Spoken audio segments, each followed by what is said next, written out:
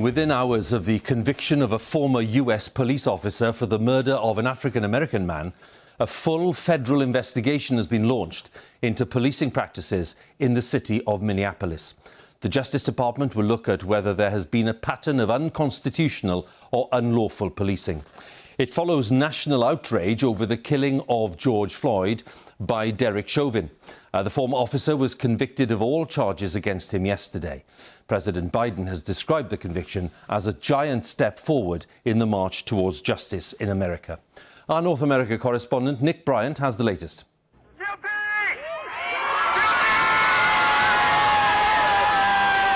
There was joy in the moment of justice. A verdict heard around the world. Unintentional second-degree murder while committing a felony. Find the defendant guilty. So now it was Derek Chauvin who was put in cuffs, a one-time police officer leaving court a convicted murderer who soon swapped his suit for prison clothing. It was the verdict the Floyd family had yearned for, and their response became an act of remembrance. I'm gonna miss him, but now I know he's in history. What a day to be a Floyd, man. At the White House, it was Kamala Harris, America's first black vice president, who addressed the nation. Here's the truth about racial injustice. It is not just a black America problem or a people of color problem. It is a problem for every American. It is keeping us from fulfilling the promise of liberty and justice for all.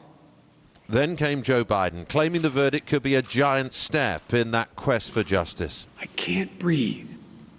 I can't breathe. Those are George Floyd's last words. We can't let those words die with him.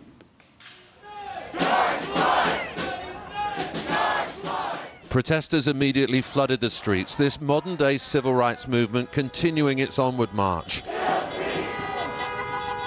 But it also felt like a victory parade, mixing celebration with relief. Relief, relief, absolutely relief. I can exhale now and breathe. Overwhelmed, overwhelmed. The site where George Floyd was murdered has become a landmark of racial injustice, and last night it became a focal point for a swirl of emotions. At times it felt like a street party. At times it felt like a vigil. And amidst it all, the haunting iconography of George Floyd, whose violent death and desperate final words personified America's systemic racism. This is a milestone moment in the ongoing struggle for black equality, but it's far from being an endpoint. And while the murder of George Floyd has brought about something of a racial reckoning, that's a very different thing from saying it's brought about racial reconciliation.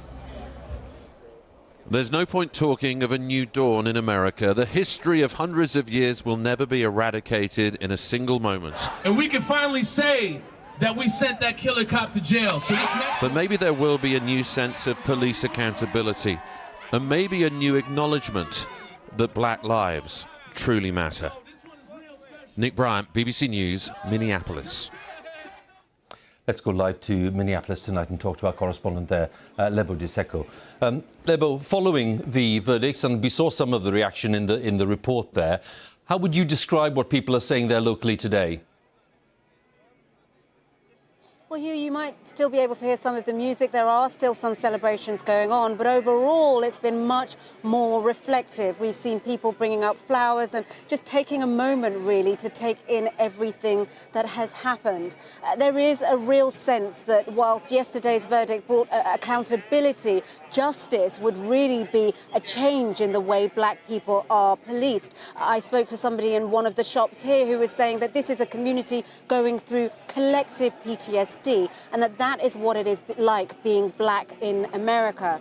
Two young women told me that they fear that people will look at this around the world and say that the justice system in America works. And as far as they're concerned, when it comes to black and brown people, it is still failing. Now, there are still a number of activists camped out here, and they have a list of 24 demands for systemic change that they want to see. They say they will remain here until that happens. But tomorrow, this city will turn its attention to mourning another black man, Daunte Wright, who was killed just over a week ago in a traffic stop with police. His family will hold his funeral tomorrow.